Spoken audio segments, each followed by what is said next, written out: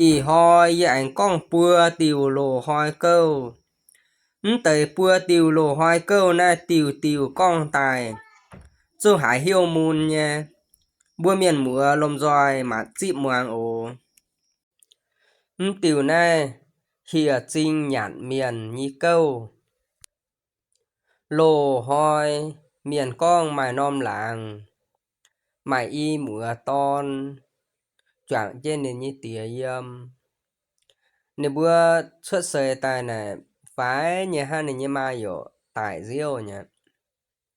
Nếu bữa can y mùa can trên này như tía chiết tổ bên nạn như hô tài ha. Giờ cái này hô tới ấy này như còn tao有lọ tôi ao tài lụng chứ á. Mày này như有tao giống kèn lụng ao. Này như còn tao này sẽ hiểu有nó hềm. Hiểu有nó tổ, hiểu nó chun nè. Hiểu有nó giảm. Mày này yếu tao ấy yếu càng nhũng ô. Này yếu tao này sẽ hiểu lồng. Hiểu sườn, hiểu trang như miền. Hải ham miền như miền á. Này bữa dâm cao này. Này như có bên nó bảng ta xóm lồng. Này như có tài miếng càng lao lọ. Chà chang biốp cho tụi hà nhịa ha. Này có tao ấy yếu anh con. Và này ham ỏi buôn này như yếu càng suất. Những ỏi này yếu choạng này á. Hoi này sẽ ta cho này như yếu con quả. Nếu con bữa này như yếu này sẽ miền chỗ miền này kinh mạnh khâu như lò. Tô miền tại mìm bà dưỡng hai liều tôi hành dụng buôn bữa nhé. Nếu yếu tao sẽ ta tao. Ê có ai mếm tụng con hang này á. Bữa này dâm trên này sẽ bữa như à co này. Nếu chàng dâm sẽ chẳng này nếu dưỡng ta cho con đã hai như khâu. Đó mượn lò hàng ui bữa lò lơi hậu bún bữa chú. Nếu cho cầu bữa khâu hệ tò bữa khâu hệ nhé. Hàng này tại em xin hô hệ á. Nếu có tại em tao. À bữa này xem con lò. Hàng đào miền bớt giỏi như miền với. Tô miền tại mình ấy là bữa liều tụ châm liều tụ nhàn bún đỏ hài như chăm. Bún cùng dâu nhàn dâu hôm. Bữa nay xem tại trộm hẻm xeo lò nè. Bà bữa như con nó xung tại tụi hà nhỉ á. Ý hít năm chàng hổ này. Mày yếu mày cho hô á. Chủ mạng cá bữa mạng cá họ tất chủ bữa bún gói tay. Mày hà nhung bữa bún gói tay tao tụt tới nè. Nì yếu có bữa có mày ham hà nó. Nì có ham hà nó lọ. Giờ có xe giờ yếu mày ao. Yếu mày cùng ngọa. Giờ giấm nón béo. Mày dông đời cho mày dông linh nè xe. Giờ lụng với dông linh. Buôn dông đời mày. Nì yếu sẽ tao nhủ có với hao nó tết xấu. Giờ liềm sẽ xuân mình giờ giấm mày béo dâm. Giờ dâm hả đó nó. Nì có con mày nãy kinh xe. Mày chấp bên hợp xanh ton hô rồi ngá. Mày tu dông đời nè em tai lông hề bao lò. Mày xuân mình mà cắn hai chỗ nó lưu tay dâm chế đáng. Hàng nãy cho anh chủ con nha. Giờ ngoài mày xuân mình mà cắn chỗ lưu tay dâm trên. Mà cắn mặn choang béo choang comment tới đời này tay mà cắn chỗ nhắn chỗ hôm ấy. Liu giang hoài mày anh ló tới ao tài lụng chê. On cha vừa miền bên sới hàng nãy như trình tài. Buông hiêu như trình tấm rào ấy nó. Nếu có nếu có con hàng nãy hiêu á. Nếu có yếu giống ở khôi mày lò yếu giống khó liền mà nhé. Yếu giống buôn dông lời đời nè mình ta luôn hệ á. Yếu anh mày em mày cùng Yếu anh chủ cho linh tay ui nè bữa. mày ấy giờ tao hồ xanh ha mày giờ chủ rào chăm mày côn mà chôm ta hai bên nhá ha giao hai mà nó sẽ hổ mày bên miền này giờ bùng tôi hiểu ạ với rồi sáng ai giờ on phim á nó nè giờ con hả này nè giờ ha ha mà giờ con giờ sẽ hăng lại sẽ bún gọi á lửa cả hăng hoi nè giờ tấm tụ hà nhủ lợ ô tại biển tôi tới lôi hấu tôi dùng rủ nó to cho can xin mình ha mình tháo đĩa nên dùng đời này mìnhในการมีแก้เฮาแก้เดียงแต่โจต้นnó liu tonแต่yếm trên này cùng ngoài này nên sen tại cạn gan tại giờ tại côm chứ dễ biểu chuẩn nhuận giờ phun chủ hàng này ni yếm cái này ô hàng này sẽ yếm tại luồng hạn tại choáng tu hành nhuận bền choáng chứ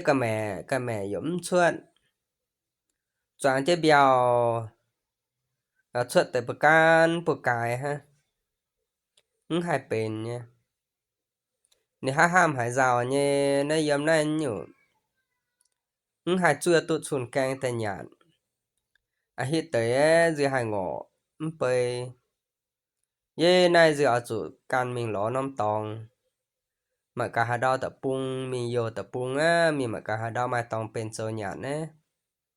xem tại ló tòng cao khu chỗ nhạn như tòng yếm nè hồi này ham hang này liu ấy luôn đom này chỗ chỉ xin diêu như tại can cho mình sao mà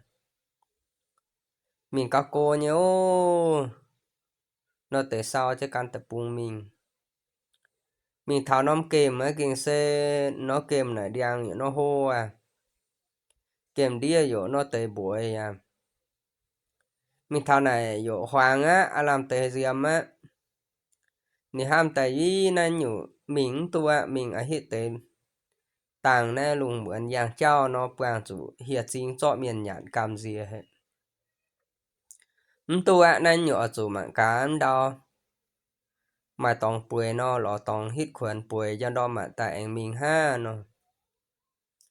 ni xin ta sao nó kèm này mạng sam mạng cao mà trùng đèn hô nhé cô ngoài này đang qua ở độ hai nhé hô độ hai nhé trang nhưng mà mạng nó con tu em sáng nhiều chủ nhong phẩm nom đèn con nó bữa nó đèn qua nó như xin tài bùng hiêu ha xin tánh cầm gì hiệt trinh pha xe này đâm màu hay những chỗ nhạn mưa này ni xin tài nhong phao nom đèn con này buổi chém trả đèn qua này đó hai như hồ đó hai như trang buổi chém này đó hai như khu dòm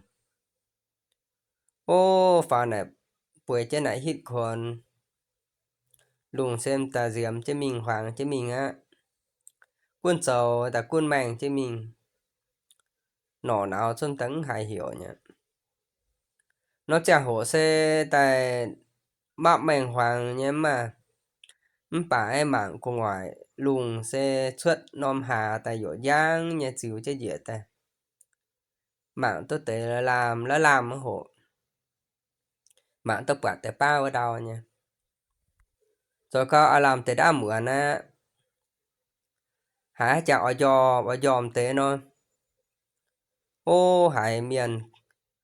và xe hà này ní nãy em có đi đèn con này con quả xa sạp nha nè đô giờ mi mạng em tại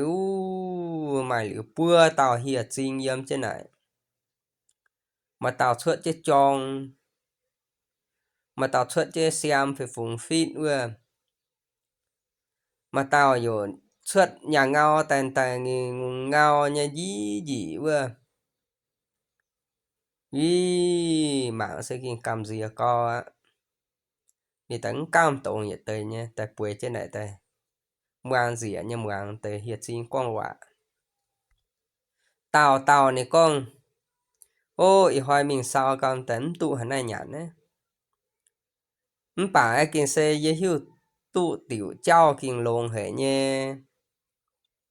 ว่าเดียวว่าหลังเมียนว่าเราไปกินปอดชุงอย่า này luôn hạn tại là bữa dũng mai bơm hôm mai bơm dầu liền mai bơm chỉ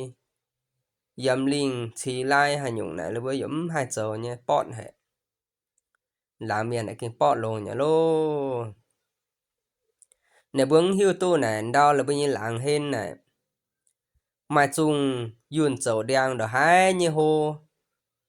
này ta phan như làng miền mình biết chung yun dầu đen phần ngon thầy biết đen con phần ngon tại rồi sáng ươm này càng suốt tại hô như tại bốn miền hôm mai ươm dầm liền dầm đợi mà là bất kiến bọn liu nhá nó tôi nhị tao giờ con ô nãy xe với anh hai tiểu cao luôn mà nãy như hiếu tu tiểu anh cao luôn mà nãy ta nó làng hả lọ nãy mà chiêu bật xoài miền này tao chiêu miền này xe là bữa sau là bên bữa xoài nhô này mà nhằn chăm nhé mà chiêm chăm nhé phải là bữa xoài dùng học bên độ hai như chăng dùng học bên này mày đủ tiêu ấy mày xỉa hàm càn hai nè chiêu miền này bữa mai hiu lọ hà tao hiu tu nói mình kẹm tiêu học bên tàu dần tại ăn chế đâu bao nhiêu piao nó nhủ lùng bữa này chiêm nhàn đau lùng đi như chiêm nhàn này như càng hai đái chế tài bao nhiêu piao nhé lùng chia mà nè hà tao tu tiêu học bên tàu dần tại ăn chế piao nó sen tại bút xoài bút gì á chủ giàu hơi á nè tại pha mới tao dạng con ôi dạng hiu tu tiểu cao lùng mà nhi mà ta nó lạng hả lọ đó này mà chiêu miền này mà nom giang nếu bươn tấn dầu tốt thảo ta quảng này ha ô này nom giang đô này dâm này cái đĩa bươn phạm này mày ôn chiêm được hai như cham ấy nè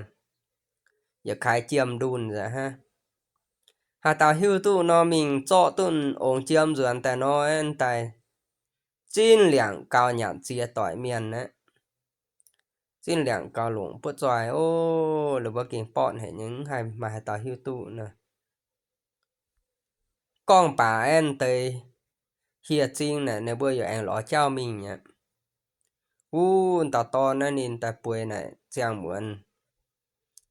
muốn chàng trên tới hiện chính con như vậy em tấn hai dòm liệu đom này lùng giang nên ta dễ diêu dễ cái đĩa đang con ta lọ chào can chứ chào diễm đĩa hiện chính con nó làng này tao đảng anh nên mình lọ thao anh tao là bên như béo này tung choàng dễ dùng hào bên này mình thao này quan béo chiêu thô béo chiêu mải công nó nì mình can mải công hiểu béo chiêu chinh nì can trở công nè béo chiêu công công mải chăm mà mới can chấm tu ha trở tu nó mày con can gì yếm này trở chăm hoa tế cùng bươn nhàn yên tập bươn cáo mà nhé mình tụng giàu hới nè liệu anh sẽ can tập béo chiêu yếm trên này trở công đo mượn mình biết đời mình choàng linh choàng đời nhung hong kẻ chàng hay nhung này yốn tại thành dấu tham nha thành biết mía phiếu dùng học bên này yốn tại cầu dùng học bên độ hai như lùng ô này hiện là mà chàng hổ này chủ mình chiêm mạng sao dùng học bên này kinh chiên mày đu đủ tiêu học bên này ta mai xỉ hàm can ha ô nếm tổng thảo á chính nên liều trên này ít chỉ hoài nên mà chàng hổ lộn tất chủ nó nên ta mạn mình thô bèo chiêu buồn này kẹ tỏ rồi mình lộn nè liếm rồi sáng này ở anh con bữa bèo chiêu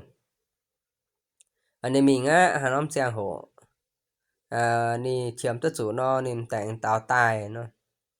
bèo chiêu có hàng này mình sẽ mình mà nói này rồi anh mình sao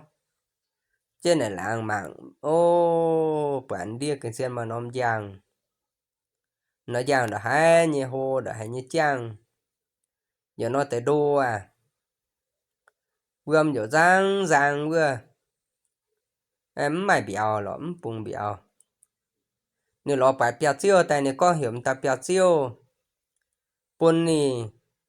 nó giang này ta này uy béo giờ hàng này này bún trên nhàn ta béo chiêu nha liệu này uy tới béo chăm nó này xung tại bún béo chiêu nhàn nha ha về này béo chiêu bún này chỗ nó béo chiêu chân ta quảng hoang này ha anh này lại trên này chỗ nó nên ta bún trên nhàn hàng tông nè với tôi béo chăm nên ta bún béo chiêu nhàn ha bên hai nhung nè ta béo chiêu này ha ham này con hàng này sẽ tụ mà bún mà chỗ giờ tôi dùng tấm chỗ thao bún mà chỗ trên như giang trong ta lồng nha ha nó con bà liệu ấy nè chinh nó giang tại em này cấu lồng nha phiếu giang nha liệu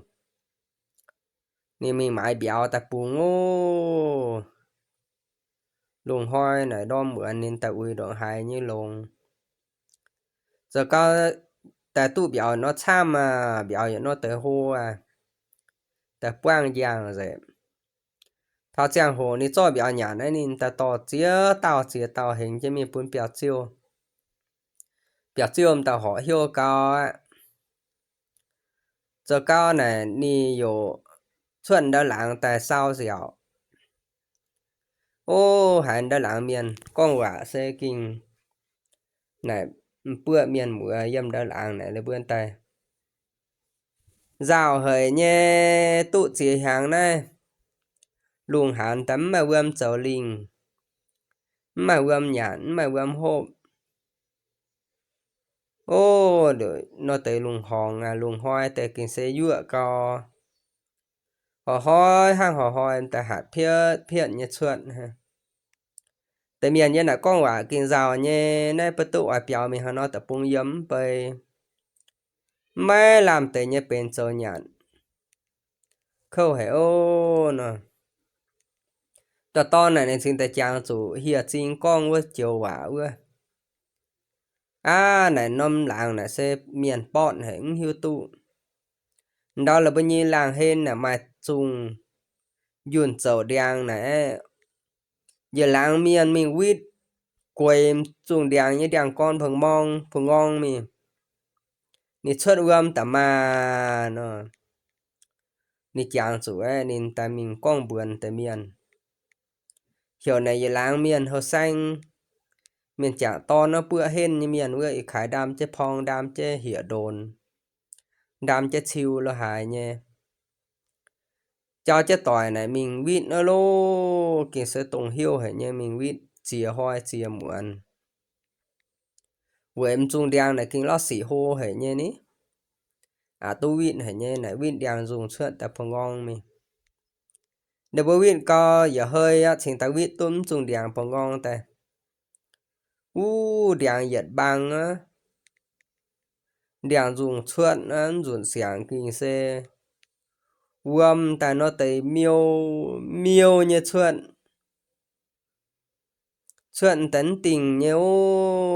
ta nó tới hồ quân chuyện hồ cho cao ấy chuyện tỉnh ta vừa dùng sáng ta nó tới giang ta xin lẻng mà trang chủ yếu hôm giờ này ta tụ nha dùng sáng nên làng miền nó kinh xe hải lồng hiu chía mà ta mai cao châu linh hàng tông này ta châu linh ta tu béo những hòn nội giờ nó tới lồng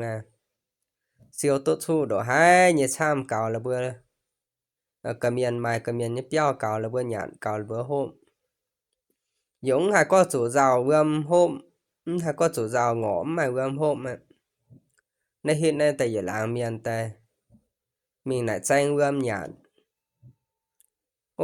tại trên nhiều bánh on hởi giờ làng miền xem ta làng chính ta ton hết mà ta ton này sẽ kinh mai en chính hết ta ton này nè chỗ tôi suốt tại buôn giờ làng miền nhạn nè cho hải à hơi hệ nhé nè cho yo hải nó tới lồng hiêu á tại nó tới đó làng miền nè hà tao yo oai ni à luôn tôn nên ta cho họ mắt chủ yếm béo châu là hàng nhãn á miền mùa ham nè tại kho liền nè oai nè tại ấy hà tao cho chữa là hàng mày o nhãn mày tiêu hôm tại nó tới hiểu nên mình cho chế nhãn ha luôn tôn nè giờ cao ta cho họ mà chẳng hộ chủ yếm béo chăm á ô đó làng nào mà tao xịa kinh xe rồi mà tao xịa tại tụ tiếp chết bên hàng ha bươm hiền tại bươm bươm mưa đổ hải như rồi giờ làng ton nì cho yếm khang oai lủng hà tao giờ cắm tao ton chuyện này ta nì hiu túm tao ton này căn này làng miền sâu tôi bươm chuyện ta tao xịa này nì kinh oai lô kinh ham tao ton cao tao ton yếm hiu tao xịa oai nì lọ lùng hoi này này bữa mình đo làng là hai cắp tỏi dẻo này tao ton cho miền mùa giờ mới đo con quả là hai giờ mới đo sầu công là hai này tao xia này nên ta không nó tệ pin chơi bữa mày cả hên pin chơi bùng xin ta mạng ấy không nó pin chơi hiểu xin ta mạng anh này ham chơi miền mạng trả nó ấy dụ cầm gì miền quản miền hiu tu này oai em tao ton này hại nhẹ hệ để ta cũng nó pin chơi đo cảnh hên nó hại chiếm mạng tao ton ha Chuyên ta ton quy mì mạng nè nè dụ giật sim nhá hiện thay si nhà sim quyền biển hoa mi quân châu sẽ dùng ta trang hộ mình dụ bạc chạm sáng hang này nha ta ton này nè sinh ta hiu tu ta xịa oai nè liềm đã láng miền cho hiu tu rồi ô hiu tu ta xịa oai ta ton giờ cam đã láng miền sinh ta thính chơi con quả ta ton này dùng tại em quàng lõm tao xịa con quả quân quyền dầu sen ta lồm giỏi y tao ta tông hiu hiu tu mày oai như oai mày làn ham làn á này láng miền xin ta thính chê bể tiêu tại pun ở bữa hôm pun ở bữa y tao ta ton chăm ta xịa nè on cha về miền bền sới dầu tôi nón béo đổ hai như rồi ta pun ở bữa y hoang yếm chê dầu tôi nón béo hồ như lũ đèn dầu ta hơi lọ hồ như hang như dầu ta rồi như đỏ hải như trang đỏ hải như khu yếm rồi sáng em ta to này này yo lộn cha ao này sẽ yếm ta hải mai dần nhiều mai bánh on giờ hơi hành dụng ấy lọ khung mai xin nhàn cao lộn ha ô này chàng chủ ta hiểu xin con như quả này xin ta mình tháo hoa béo miền vừa là bên miền này béo là bên này này mình căn tao là bên thôn tiêu học bên to rồi anh ta nếu con nói kẹ to rồi anh ta cho hành dụng nó con hàng này tao là bên hành dụng mà học bên này kinh sẽ chăm hết nha mà à lộn bật chia tiêu ấy cun kẹ ha nè nhờ dẫm lộn mà nhất xin ở lộn hô ở lộn phai ở lộn đau nang này mà cần cun kẹ hay gì dẫm con mày nha nè tao toàn con lộn chăm lò với lộn giờ tiêu ha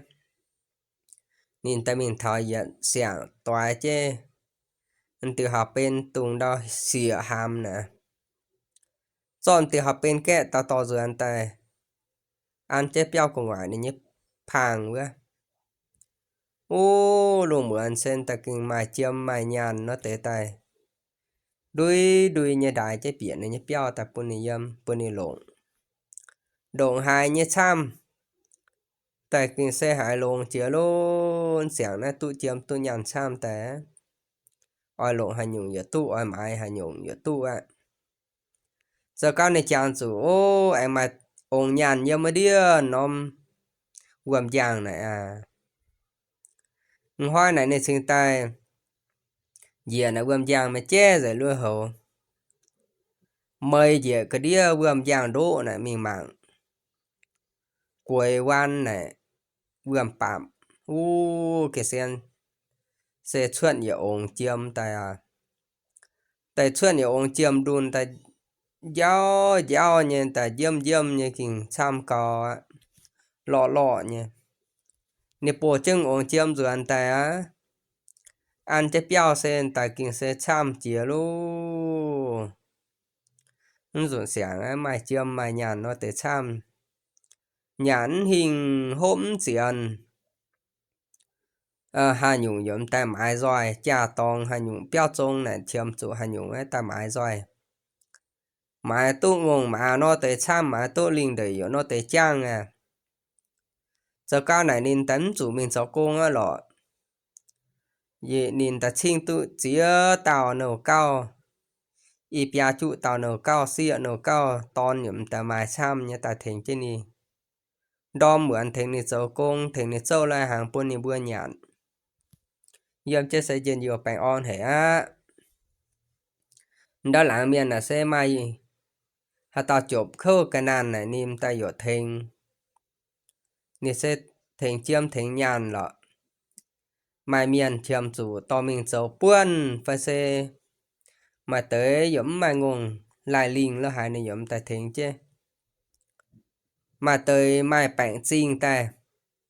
mà xin nhàn rõ bạn ni chung anh xuất xin nhàn thành chứ buôn rõ bạn mà tới này giống buôn ca mà tới xe bà là chôm bà là ca nan nó tới bữa này giống ta trang chủ ưa buôn ha ô quân dầu sẽ dùng tại quân cùi đó nến lao cha mẹ miền sinh quả tại con thảo này như có nhìn nòm lô nè có bữa y hoang yếm béo hại nè có con y nè tại giờ nè mình cao thời này nó hại dấu tôi nó tới bút xoài kỳ ham chuột nó nè ao cả này xe mai hay nhung lệ nến trên này mình cao bảng cho phiên cha anh sẽ buôn chiêm buôn nhàn này ha bờ lò nè mình tụng có yếm béo nè hắn nó tới ham tôi chuyện hắn nó tới hại hiu tụ nì này mỏ hiu nói mà cún bèn xả mình thào này như béo mình nải nì con bữa mình tới tụ nhỉ mà vừa rồi sáng ấy sẽ nì châu hang hà nó tụ hang này bút xoài ấy hiểu nì bữa mình liều ấy mà anh can trên này châu liều giang hai bữa sen tại anh tụ hang này bút xoài mà nó con bà nên tấm buồn như gỗ yếm béo alo ta chuột này như gỗ động hại cho can mình quàng này như hiểu này như dầu bữa tây là bữa nếu bữa giỏi hang này bữa như dầu nó bớt giỏi nó nếu có en ta hại nếu ao hang nó tây chui nín bữa này yếm béo tụ sĩ nếu sử dụng tài kinh xe bể tết suốt chào mình thằng đĩa mình lọ quàng này như dầu nải này như dầu nên như dầu này dầu tấm pin lọ này dầu ta con giả nhé con dễ mày bữa này như có nên như có hại liệu ấy nếu còn tặng ham chứ diện hiệu chủ châu can trên này như yếu nói tặng tụ bất giỏi nó nên tặng hùng trên chiến nó kèm mình ló trên nó kèm mình cao sen tại kinh quản nom đèn con dùng đèn đỏ hài như hô này rồi nãy này dọn tại hệ nhon pháo của ngoại đèn mẹ bùi chết chưa giờ mượn giống quản hiệt sinh tài giờ có chưa thấy y mượn cho giống quản hiệt sinh tài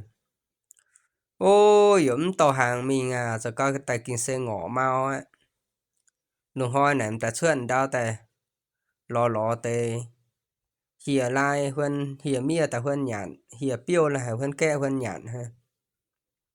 hải xiêm tôi duyên hơn nhạn tè lỗ chế mảnh no liu lùng bên em vào đèn mẹ bùi chết chưa cả thảo ta pha mới mượn hải sa sạm như này cái đĩa đèn con nè hên đô dễ mi mạng á kinh sen ta quản te bua tao hia chinh gồm gồm cho dộm như này con quả ô ta đảng á tao này con y hoa như mình có á ló tụ bua tao miền như ô nhàn nhá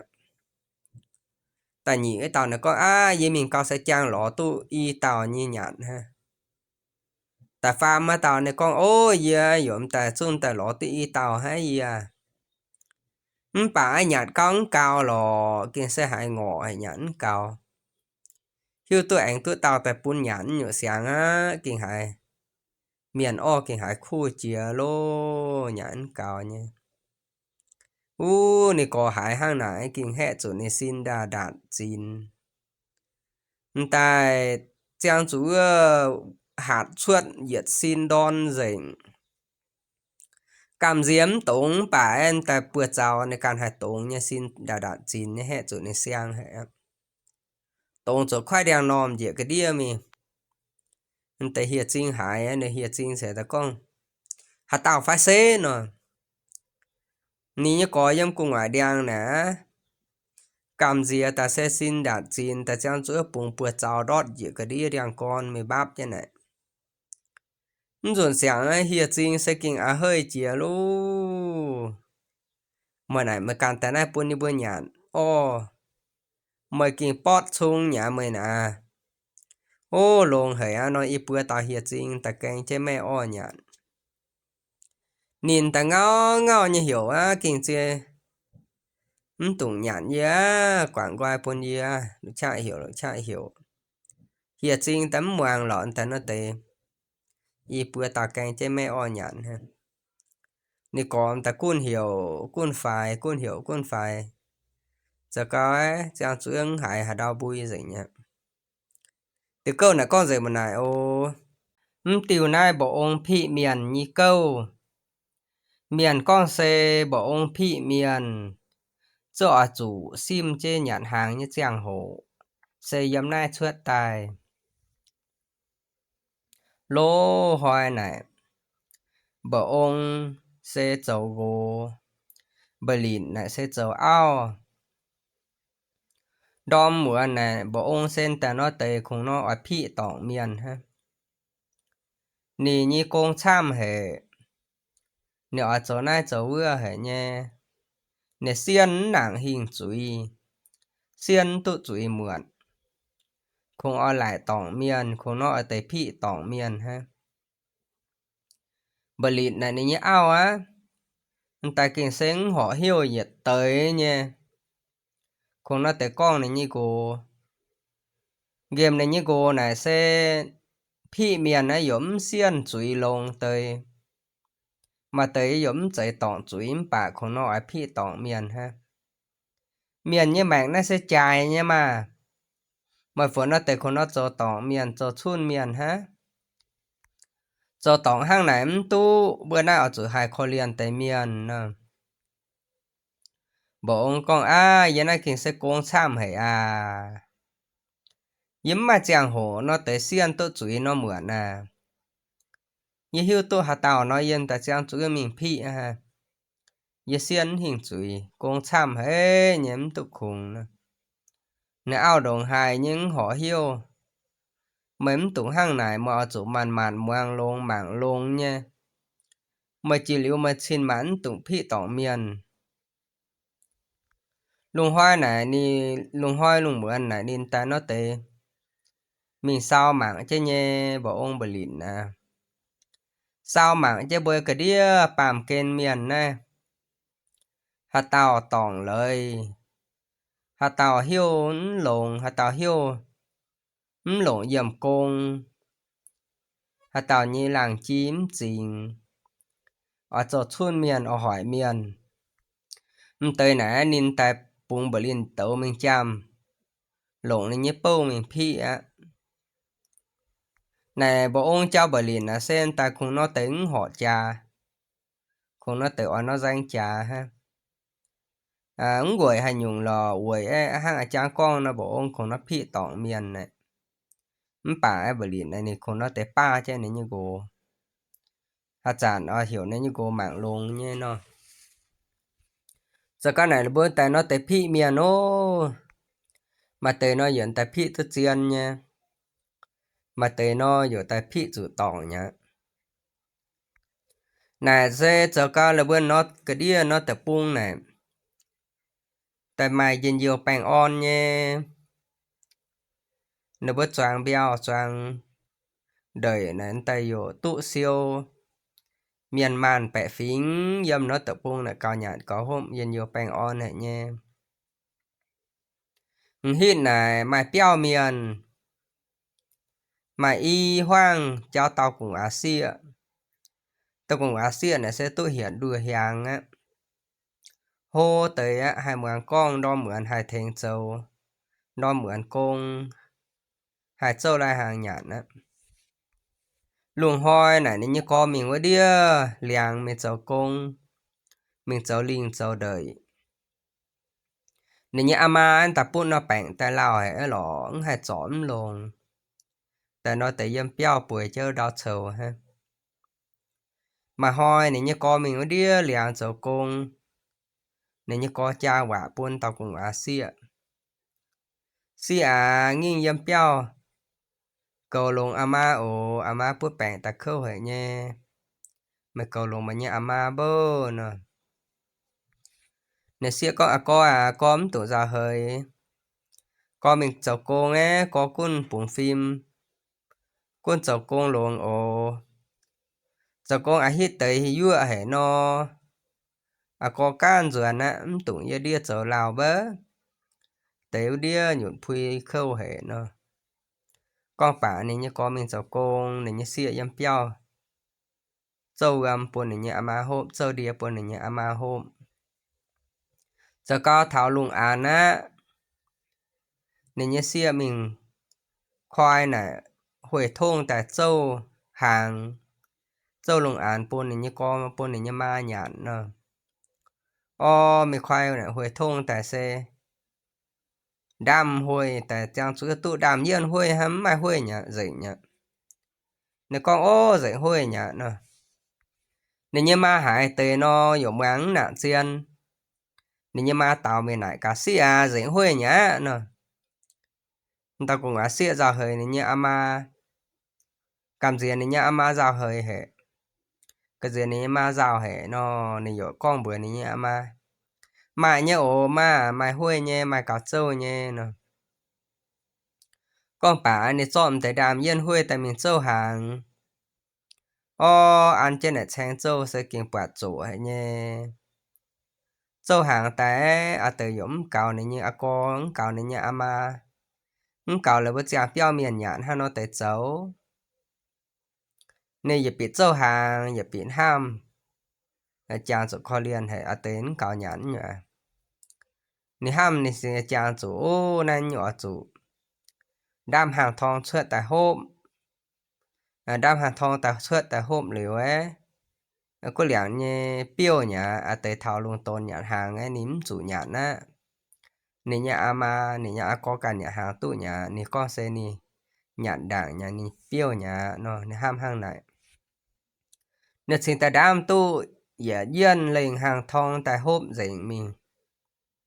bộ nhâm của ngoại luồng mạng gì á giờ mạng tây giờ cán cả như mạng chiên tao cũng xia này hiếm bên này nè hiếm chính nắng heo sữa tôm miên châu hàng tại ni càng cho nhàn rồi nhà nếm liều bún này như cóm liều bún này như ma nhàn tụ nãy nhuận tao cũng xia này hiếm chính oai chủ thu của ngoại luồng như hùng này bún nì phi tao cũng xia ha tụ liều tao cũng xia ở chỗ phi mi ha nó nè xe mình bữa cùng ngoại luồng mà bữa cùng ngoại luồng như hùng ấy cùng ngoại luồng như hùng sẽ thông ý bún nè phi tao cũng xia nè thảo luồng tổ nên tao cũng xia yếm nè bài tìa nên tao bảo ông này nè dìa tai bùng bò lìn đi dùng giảm nhé nè chọn này như bảo ông chơi bảo ông bơ tại này phi tao cũng xia nó quang trên nó chẳng hồ tao cũng xia như co ruồn thao này cũng xia như co xếp quả này sinh ta quẩy trên này thu nãy cá thô bộ ông này như xịa tổng hay nhung chuối phải xe bộ ông phi nè bộ ông con ô mà như xịa nè hiểu sửa tôm miền hay ham tôm miền này ở chỗ phi mình ham liều á nè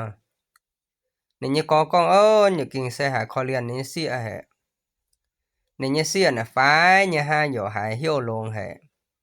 hải ham tôm miền hệ như mà hàng này xem phụ trợ á như sẽ thô bộ ông buôn này như xịa cho là bữa nhà tôn hàng liều mà tại phi nó ta bộ ông con hàng này tu nha ye khó liền bữa miền chỗ miền dụ hai ham trà hàng này hai ham tỏi hàng này ye bún bữa bữa nom chàng hồ bữa nhạt bả hàng nhưng mà tại phi nó tao miền trả miền là chính tay cho này như cùng xịa ba cho tỉa y bữa hoang như này nhạn hàng này như con này cả này như xịa bữa bộ ông con hàng này chiên phải cha nó này xịa con chạy lò co yếm chạy con sẽ hàng bộ ông con nó lò như khó liền co hệ khó liền mai hệ nhé như châu cả hàng bạc chỗ hệ những cao nhạn như đam hàng thong hộp liu hít tê thảo lùng tốn này yếm chủ nhạn hàng á liều hàng pun co cho ama nhạn nó ni như co sinh ta hiu tu ni co sẽ ta co nhé co chờ cả miền trả miền co lõm tu hàng cào pun ao lõm tu hàng cào pun cùng nhạn na chuối xây yếm co chớt ta ha xiêm dạo hít tê thảo chàng hổ ấy co thô bộ ông phi co ha liều xịa cho ama chớt ta tu nhà nè ni như xịa con tu lò co nó sẽ chuối yếm như can tỏ chớt ta ha co hỏi hỏi mình với đia linh mình với đia lời đời này cho con khâu hả nha nhưng mà giờ con nhớ này sẽ giờ giờ bút bảng ta chàng xuống làm lộn hết tàng như thô bộ ông phi như tụ nhà liều bị xỉa tía suốt tàn ta tụ nhà nó nên như con nên như cô này sẽ ta con tụ hàng này sẽ hạt tàu cho yếm tài bún phi hải khó liền hệ và phi nó bộ ông thảo sẽ thô nè liềm bưa hoang phi dành mình sẽ nhảy phi tế liều tế hiếu môn hệ khó liền hệ bộ ông cháu bà lịn yếm của ngoại luôn xin ta chiếm mạng gì ạ xin ta muang hai dành này biểu miền như quả ta bộ ông xin ta hiếu tu nì lại tỏng nha nì lại xem ta cùng xìa này châu hàng ta nì càng cho hàng nhàn rồi nha nín liều nì như con liều nì như ma nó ta bộ ông xin ta ngoại phi ha nín hiếu tu ta quả đỏ hải như hải ham này như co đỏ hải như hải ham này như ama hàng này kinh xe nì lại tỏng nha luôn nì như ao ta bộ linh tàu này xin ta con ní yên ta con mà hiểu mà cho hắn này mà mạn mạng lông nhém tụng hoang hít tàng mới phi tỏng ta cùng xìa nhá phi tỏng miền lông miền nhà nãy khó liên nó bộ ông sẽ ta con nhiều hắn nó tệ chấu nè ye yo lạnh chê thô nè lùng như hùng bún ye phi ta cùng ruột sáng á yếm phi ta cùng nhiều ye can tỏng nhá ye phi ta cùng nó yo ye phi tỏng chuối nhá bơ ta cùng tỏng chuối ye rồi hơn phi này yếm trời nhá mà yếm phi này nó ye kinh sẽ nhẹ hả mà ye kinh bữa hiền hả lô ye tỏng nhá ye bữa hiền hả hắn nó tệ xấu nào con mày con liều ta quả sữa ta mày giàu hơi đón hiền này như con bữa mày mà hít tăng mày gì mày con bữa y bữa hoang nè thảo chàng hổ phi là bữa lò bà quảng trên nhãn hàng là xem phi miền quảng trên nhà hàng nó ở chỗ sim suốt tài nó con hai nãy bữa là bữa em tại tụ nhà nó nếu em thấy bữa khoang này là bữa em tại sẽ lãng trình bộ ông á kinh sẽ lãng trình xăm hả nhé sim tụ bữa là bữa suốt tài nó yếm này suốt tài sinh tài mài câu ta con ní sinh ta con yếm này tài bộ ông phi miền bà ở chỗ sim nhãn hàng suốt tài tỏi trên miền chả chai nhận chả chai hôm nói bộ ông phi miền nó tiểu câu này con hàng này ô tiểu câu này con thảo chỉ ở ên câu lô hoi này mày chiêu miền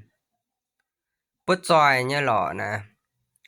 chiêu miền này hành nhúng hiểu mày rồi mày cao lụng hành nhúng hiểu mày chăm châm nhàn này tại nhãn lũng hình nhãn hình hôm chỉ ăn nè ô giờ cao xe nè bút tròi tại nè xe hiểu dầu hành nhúng chơi hiểu tại chỗ tụ nha giờ cam tàu ông này nè chính tài Chinh xài tìa chinh phìn xanh tây âm là bên nhé béo này khói cho họ như này giàu miền giàu sâu như này họ sang vô tài này tổ sâu chăm nha tàu ông này thì giống mài ton này mài đủ tàu đổ xịa ha tàu xịa này rất tụ diệp lên hàng á yếm này như có chinh phìn xanh tài này giàu sâu tàu xịa này thì vô tài oai tổ sâu hay là luồng đom bữa anh này nên tài biển là họ mình cho chêm từ họ sang là tổ sâu phìn xanh giàu bật chìa nên tài bị hiếu bật chìa rồi nhà lô kinh sẽ quay cao á ta xưa này hiếu giờ nó quay hiếu giờ nó lồng chàng tài giờ nó tới rồi à giờ làng ton dâm đo này phát nhé này bữa này lời cô chăm bữa này là bữa hiểu tài giờ khai tài chăm nhé ta con ta xưa giờ là bao nhiêu ao ta ông này giống thùng ý ta ông này có xe này như xưa này chàng tài hiểu quay nhé giờ bỏ tròi xịa ha giờ nó tới rồi này ở đó miền bèn bèn như miền nó này giờ hai phuyến nặng họ này như xịa này ở tụ hạt tàu ton này chàng ta quay nha bút tròi như giờ cầu lùng có thấm bút tròi có chỗ chỗ mà hiểu tròi quay nha hồ tài hai tụ chỗ chân như miền nhiều này sinh ta bún này như xịa lộn chỗ vô ha nó ô miền này kinh xe mảng quản mạng sẽ chàng miền ta con xe hạt tàu con này sử dụng ta game bùng mình sẽ có là cha men ta xịa này nhớ tôi non bèn ta đồng hai nhé chóm lồng ơi hà nhung đi giờ ơi lồng nhung bèn này xe là vừa hiểu chỗ đó vừa nhé mà quang vừa là hai chia miền nhé nè cảm gì chơi nhà luôn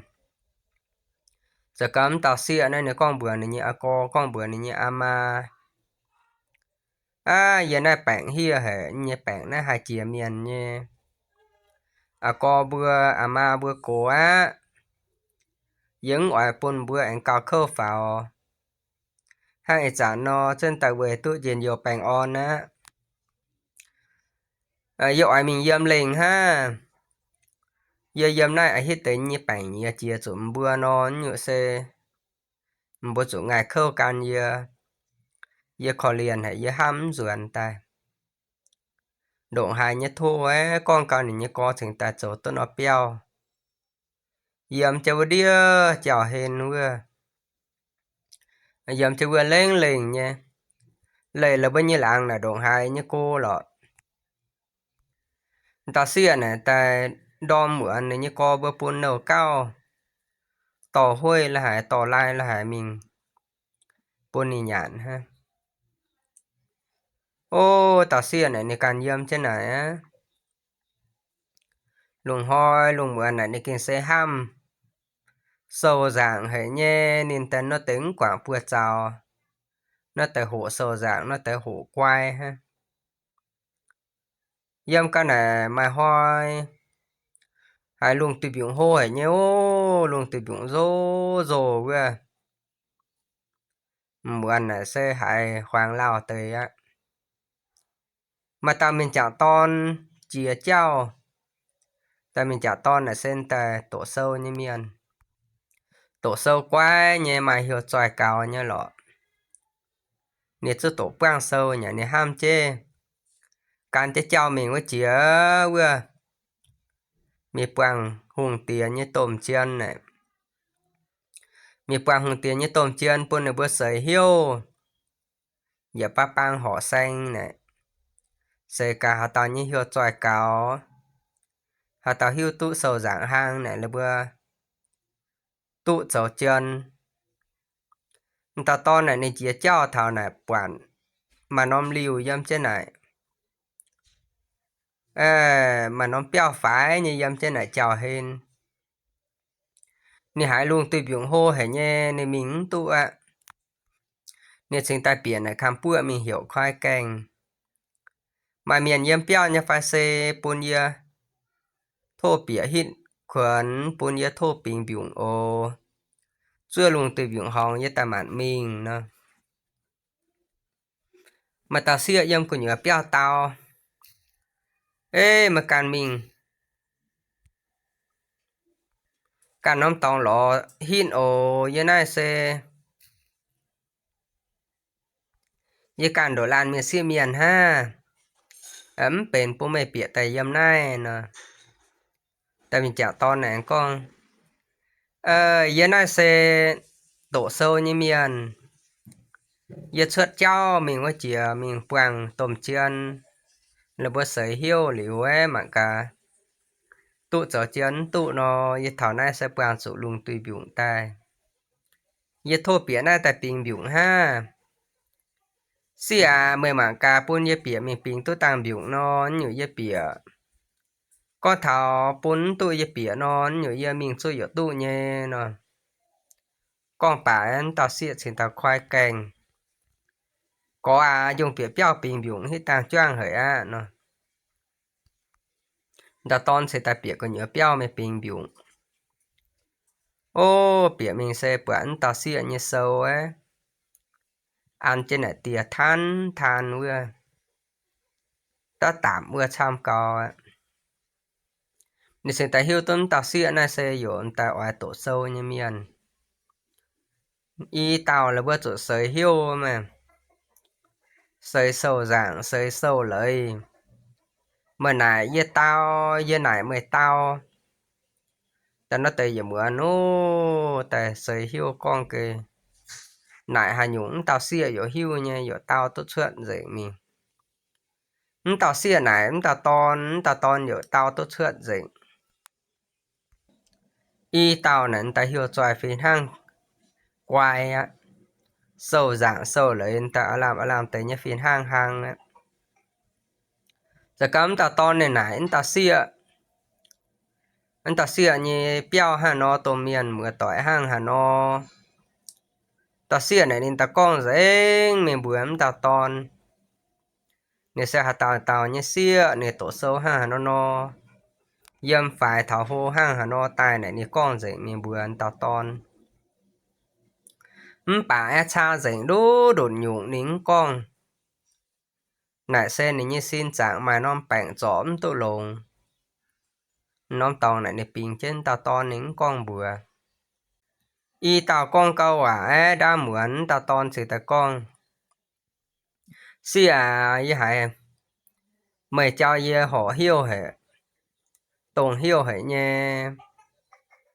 hai bữa phơi tao họ trà nha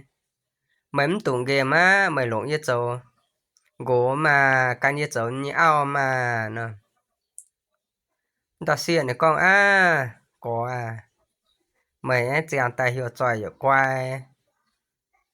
chàng tay hiểu nó bên miền những hạt phùi tôi họ mày lò mày tụng ham cham á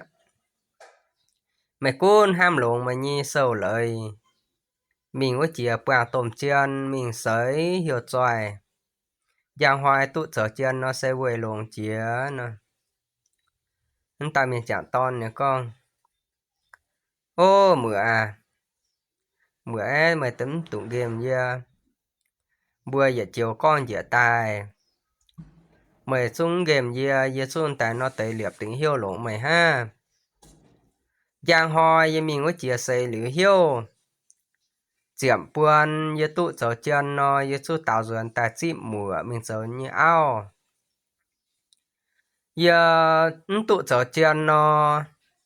duyên tài giờ xuống ảnh chim mùa con mùa trở như ao ha giờ chiếu bố con giờ tại nó buồn tại y tàu ăn chứ hiếu chàng luôn ổn tụ loại khu nè con bà ta ton xe tại dâm này quên đó tàng ơi này dòm ha quên luồng giang ta ton của mình á sợ trao này mình có chìa mình quảng tôm chiên sấy hiếu mình cao xe cô hay nhá ồ mình liu hơi lệnh y hơi sinh tại thảo tòng mình thảo tòng mình á quảng chủ này tao tôm chiên bữa dâm này sấy hiếu ta ton này nè phía sâu phía dạng phía sâu lấy chăm nhẹ ăn trên này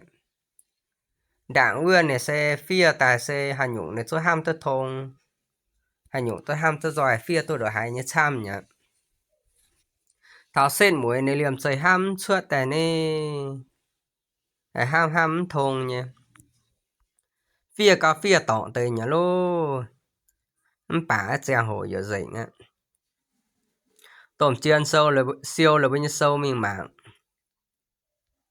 tôm chiên mạng ta to như sâu nó tôm chiên con to nào mà nó sâu sẽ phía tại đảng này con tới nó dậy như lọ con là dụ khùng vàng nha dụ mày lấy chăm nha mày lấy giỏi nha bà thảo xịn muối này mày phía rồi tỏ tới nhà căn trên này nó mềm tụ nhà ồ nó ta tôm chiên chỉ trình khoai sâu tại yếm này mạng yếm béo mạng hay lọ mạng hạt tao tụ nó ra hoài pun giờ chiên tụ nó sen tấn tụ ạ ấy này mà mạng cắm ta to như sâu này dụ hại bữa chào mau chứ gì hảo anh dòm nhé sang chỗ phượng trên này tiền dòm nên là con thắm tao xịa ô tao to nặng hoài này nì chuyện kèn khó lao mình mẹ tao xịa càng yếm béo này ha ham co hại chàng chúng tao ton như quả ấy này hãy hiêu môn hệ này hãy kinh xe rào hệ nhé tao ton ấy đồ hại như ham nì chưa đồ hại như ham tao ton bà nén hiu tu tao to những hiu tu nì mày nó bảnh hay chọn tôi luôn hai loại tôi lộn chá nì ha ham hãy hiu môn rào hệ nhé ham cao á chàng chú rào ta chàng chú bởi chia tải mình như gần bé ta can trên tao ton mình á lọ ta ton mình chia qua tôm chiên này như gần bé ta can trên mình á ô chính tàn tao tôm chiên khoái tao ton như sâu tại là mạng cao hai bữa chào mau chứ gì này chàng chú là khuôn dòm mình à là xem tao xiên như gần bé sớm tao tôm chiên dòm mình bún nó bầy quảng sớm tao xia con bướn tao tôm chiên nè bướn tao tôm chiên nè xe tao như xia yam nó tại bung nè xe tung cái chán tao ton như ao này nè thô tôm chiên chủ tụng bún tao ton đó tao màn bún tao ton phá tại chỗ chết chiên ồ yam trên này chỗ chiên yam trên nó tại bung nè ô tao tôm chiên này bung nó bầy lửa nhia ta nè chàng chúng tê hòa nè nè sinh tê ham tê vì tao tòn này em bởi tụ lồng siêu ha nó bởi nó đỏ hành qua mà tới ở lấy nó ham nặng xuân đông hải nè chung mà tàu xịa mà tàu gần bé can chết này tại này can này thô nè động hành có cho mà tiểu lồng nhém bởi nó nãy nhủ dầm kênh sơ tài bùa hang nó nãy sáng cam bún tao tòn đó nè ở chỗ bún tao tòn chỗ chết chiên tao tòn này hải tao tôm chiên con bùa này dễ mình tao con bùa tao tòn này xe mà như sầu lấy nó mà phía cắm nặng rồi can trên này nó mày xém tụ lọ phải mà tao gần bé can trên ta thô thành mày thô liều nay giờ tao tụ tao chuột bún mày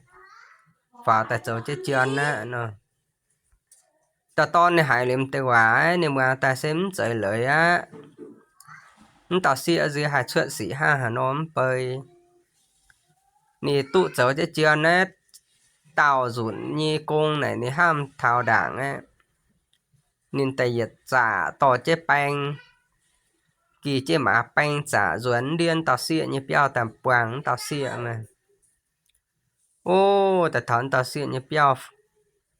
khoai cành gói ấy mà quản chế mình miền tiền này sen ta choàng chém tao xịa kho liền hệ hiếu môn hệ nãy can tao xịa sản em chàng lồng này như quả chua nìแต่กวยจะไหนเยี่ยมอย่าโตนหลิวห้ามแต่เซเหยียดหวายเจ้าอย่าน้อมจ้างโหเจ้าฝูชายจนแต่อย่าเซยฝูชายฮะนี่สิ่งแต่มีปวงต่อเสียnhưเตียหมาโทนต่อnhưเสียnhưเตียหมาnàyเบ็ดติ้วแต่ปุ่นในโฮบเจเจ้าเจนต่อเสียnhưเตียหมาnhư làngปุ่นในบัวเจ้าจะอีห้างหรอliuเราชามนั้นได้หลาเมียนซึ่งตะปวนตาตอนน่ะปูนเมียนชิงเมียนแต่เจ้าnó miuเปี้ยวยังน่ะโหเนี่ยหางเนี่ยเจ้าตาโดหายเนี่ยลงยังน่ะเจ้าตาจวางเจ้มเตาเสียเมียนซึ่งตะชวนnó bùaตาhiểu nó เปี้ยวน่ะhiểuเจ้าเจียเอ็นเปี้ยวน่ะนี่nó miu เปี้ยวน่ะนี่tiểu câu nó con dạy bữa nay ồ